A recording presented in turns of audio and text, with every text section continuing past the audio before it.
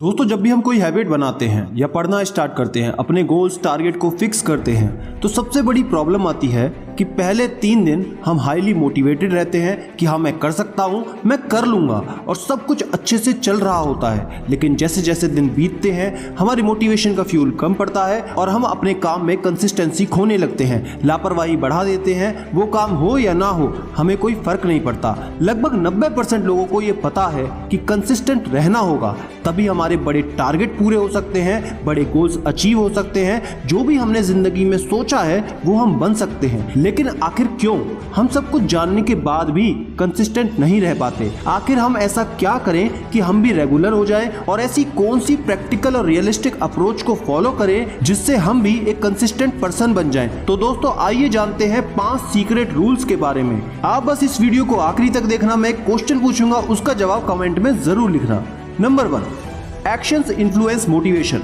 हम में से लगभग 90% लोग ये सोचते हैं कि एक्शन लेने के लिए हमें पहले मोटिवेशन की जरूरत होती है, लेकिन ये बिल्कुल गलत बात है। घबराओ मत, पहले हम भी यही सोचते थे, क्योंकि हम हमेशा से यही सुनते आए हैं कि हाई मोटिवेशन होगा तो हम खुद ब खुद एक्शन लेना शुरू कर देंगे। लेकिन मेरे दोस्त, असल में बिल्कुल उल्टा है। हम लोग एक्शन लेने के लिए मोटिवेशन का इंतजार करते रहते हैं और काफी सारा समय निकल जाता है, और कई बार अगर मोटिवेशन आ भी जाता है तो भी हम एक्शन नहीं ले पाते। लेकिन क्या हमें जिंदगी भर ऐसे ही जीना चाहिए कि जब मोटिवेशन होगा तब हम काम करेंगे?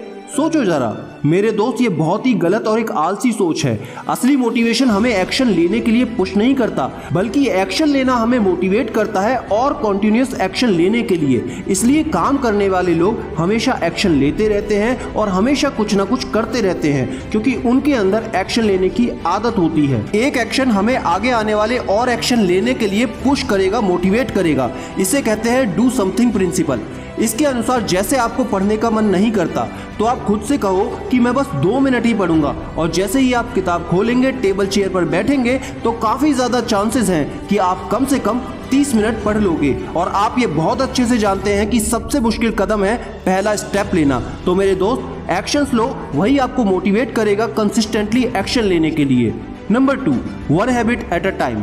हमारे पास बहुत सारे ऑप्शंस होते हैं अच्छी हैबिट्स बनाने के लिए, और वहीं हमारे पास एक बहुत लंबी लिस्ट होती है बुरी आदतें जिनको हम छोड़ना चाहते हैं उसकी। और फिर हम कोशिश में लग जाते हैं कि एक ही साथ बुरी आदतों को एक बार में छोड़ दें और सारी अच्छी आदतों को एक ही बार में अपना लें।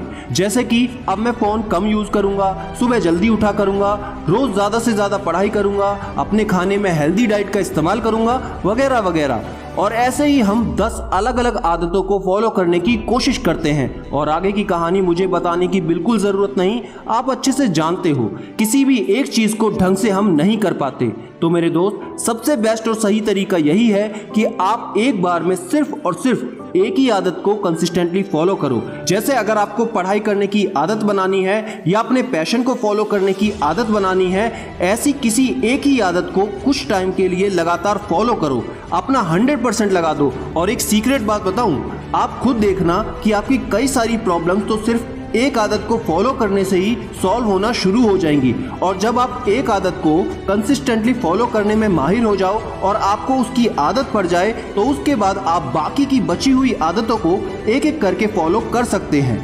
Number 3, be ready for challenges.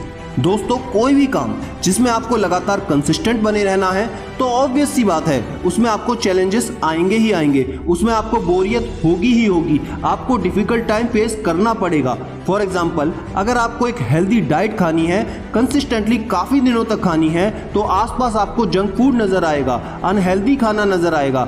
अगर आपको अपने स्टडीज़ पे फोकस करना है तो डेफिनेटली आपके दोस्त यार आपको पार्टीज़ में बुलाएंगे, कहीं ना कहीं कोई ना कोई डिस्ट्रैक्शन आपको होगी ही होगी। साथ ही आपको काम कंसिस्टेंट करने में बोरियत भी महसूस होगी। किसी दिन आपका मूड नहीं होगा तो किसी दिन कोई ना कोई परेशानी होगी। तो दोस्त, ये सब चीज़ें नॉर्मल है, इसलिए अपने माइंड में एक चीज़ बिल्कुल अच्छे से फिट कर लो मैच्योरली कि दोस्त, डेफिनेटली मुश्किलें आएंगी और उनसे आपको डील करना ही पड़ेगा। एक ऐसा माइंडसेट आपको बनाना होगा और प्रॉमिस योरसेल्फ कि I will do it whatever it takes. जो करना पड़े करूंगा, लेकिन कंसिस्टेंट रहूंगा। क्या आप 7 दिन के लिए इस चैलेंज को ले सकते हैं? तो कमेंट में मुझे लिखकर जरूर बताना। और हाँ, 7 दिन बाद उस कमेंट के नीचे अपना दूसरा कमेंट लिखना कि आप इस टास्क में सफल रहे या नहीं। Number 4, give yourself a realistic target.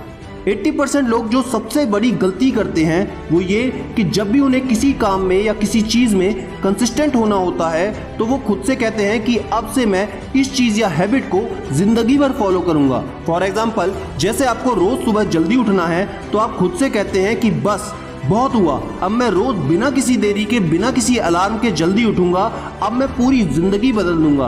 कुछ दिन तो आपके अंदर बहुत ज़्यादा मोटिवेशन होता है, लेकिन जैसे जैसे दिन बीतते हैं आप ना चाहते हुए भी उसी पुराने रूटीन में आने लगते हैं, क्योंकि कुछ दिन बाद आपको ये लगने लगता है कि जो आपका लाइफ टाइम का वादा है वो तो कुछ इम्पॉसिबल जैसा है, अनरियलिस्टिक है। और कमाल की बात यह है कि जो चीज़ पॉसिबल नहीं होती वहाँ आपका दिमाग आपके साथ खेल खेलता है, आपसे उस काम को क्विट करवा ही देगा।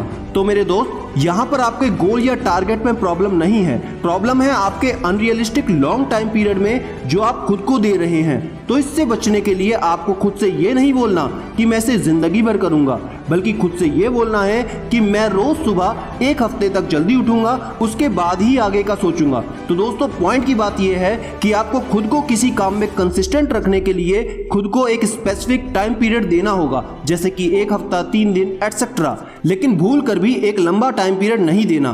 तो दोस्तों, इस चैलेंज को सिर्फ 1 हफ्ते के लिए फॉलो करने की कोशिश करो और उससे भी ज्यादा हर एक दिन पर पूरा फोकस करो।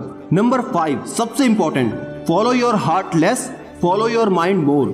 जिसने भी कुछ बड़ा अचीव किया है, जैसे कोई IAS ऑफिसर बना है या कोई बड़ा बिजनेसमैन बना है, सभी लोग अपने दिल और दिमाग में एक बैलेंस बनाकर चलते हैं।